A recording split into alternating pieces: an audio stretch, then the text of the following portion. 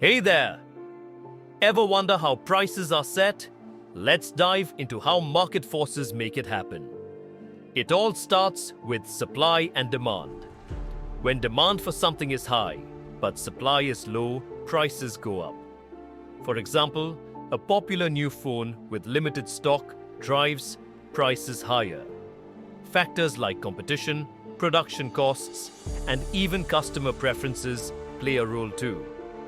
If a new brand offers a cheaper option, others might lower their prices to stay competitive. On the other hand, if supply is high but demand is low, prices drop.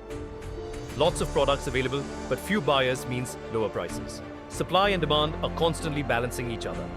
This is called market equilibrium. In short, prices are the result of balancing what's available and what people want. That's how market forces work. Like and subscribe for more on Money Matters.